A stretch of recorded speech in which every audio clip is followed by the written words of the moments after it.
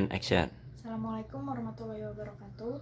Di sini saya akan menjelaskan tentang tugas analisis isu kontemporer, di mana tugas ini disusun untuk memenuhi tugas agenda 1, asinkronus 2, Latsar CPNS tahun 2002, Kabupaten Banjar, Provinsi Kalimantan Selatan. Tugas ini disusun oleh saya yang bernama Ayudita, NDH 14, kelompok 2, Angkatan 14, golongan 3.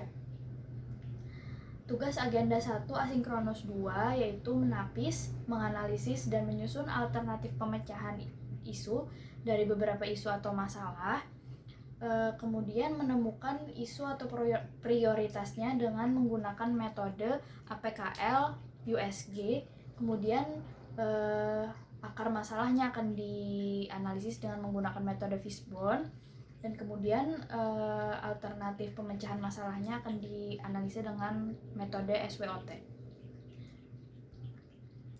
Kemudian pertama kita masuki ke dalam penilaian kualitas isu dengan analisis APKL. Apa itu APKL? APKL adalah aktual, problematika, kehalayakan, dan kelayakan. Pertama, isunya adalah bahaya verifikasi otomatis terhadap usaha beresiko rendah dan menengah rendah pada sistem OSS. Pada isu ini, dalam poin aktual diberikan poin 5. Kemudian problematikanya diberi poin 4, kehalayakannya diberikan poin 5, kemudian kelayakannya diberikan poin 5 juga. Kemudian dari semua itu poin totalnya berjumlah 19 dan diberikan prioritas masalah nomor 1 atau dengan jumlah poin terbanyak. Kemudian nomor 2, tugas analisis dokumen perizinan yang belum berjalan sesuai dengan tupoksi. Pada isu ini, pada indikator aktual diberikan poin 5, kemudian problematikanya diberikan poin 2, kehalayakannya diberikan poin 3, kelayakannya diberikan poin 5, dan kemudian mendapatkan jumlah 15, kemudian diberikan peringkat prioritas keempat. Selanjutnya ada isu absensi yang mudah dimanipulasi. Pada indikator ini pada indikator aktual diberikan poin 3, indikator problematikanya diberikan poin 4, kehalayakannya diberikan poin 4, kelayakannya diberikan poin 5, dan jumlahnya adalah 16. Kemudian isu ini diberikan prioritas nomor 3. Kemudian isu yang terakhir adalah tugas piket pegawai dari kantor DPM-PTSP dari Martapura ke Plaza Simpang 4 Pengaron.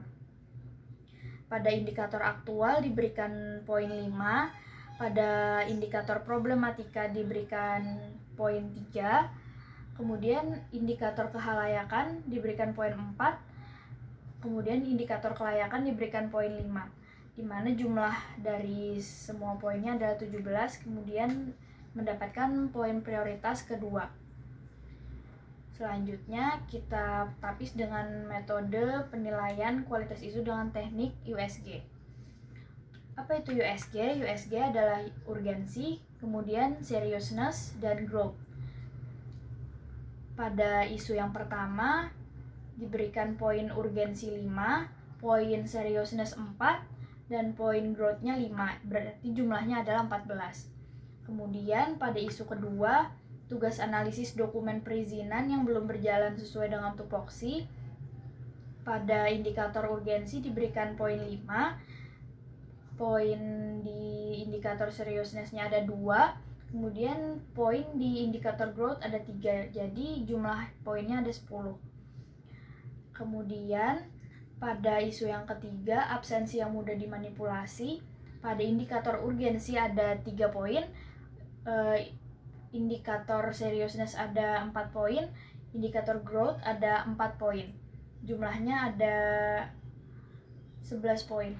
Kemudian di isu nomor 4, tugas piket pegawai dari kantor DPM-PTSP dari Martapura ke Plaza Simpang 4 Pengaron, itu di urgensi ada 5 poin, di seriousness ada 3 poin, dan kemudian di growth ada 4 poin.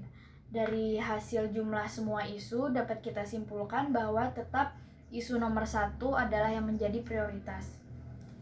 Nah, kemudian kita akan masuk ke dalam fishbone diagram, di mana kita akan mengupas isu yang pertama dan mendapatkan peringkat nomor 1 tadi, yaitu bahaya verifikasi otomatis terhadap usaha beresiko rendah dan menengah rendah pada sistem OSS.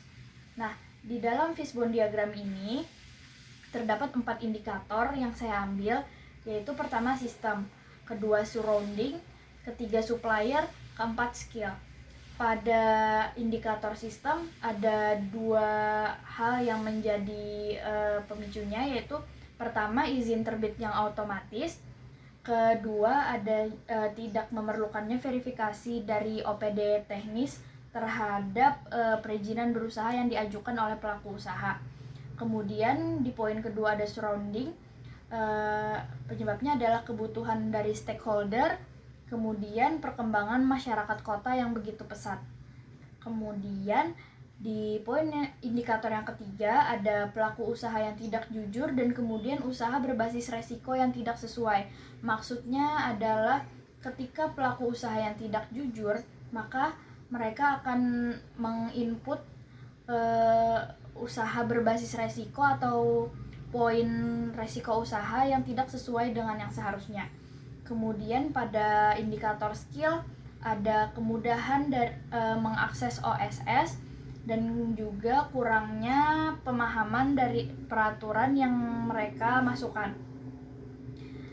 Terakhir ada tabel SWOT sebagai analisis pemecahan masalahnya. Pertama, kita memiliki strength, yaitu di DPM PTSP memiliki kewenangan untuk mengecek lokasi dan persyaratan pelaku usaha. Kemudian pada tabel weakness atau kelemahan, DPM PTSP tidak memiliki kekuatan penuh untuk mengawasi pembuatan izin usaha apabila dilakukan melalui sistem OSS. Kemudian juga ada opportunities atau keuntungan, yaitu di mana DPM PTSP dapat membuat keputusan terhadap izin usaha di luar sistem OSS bersama dengan ODP teknis yang terkait yang diberikan hak akses pengawasan. Kemudian ada threats atau ancaman, yaitu meluasnya izin usaha yang tidak sesuai dengan ketentuan pemerintahan daerah. Sekian, sampai di sini tugas yang saya kerjakan. Terima kasih. Assalamualaikum warahmatullahi wabarakatuh.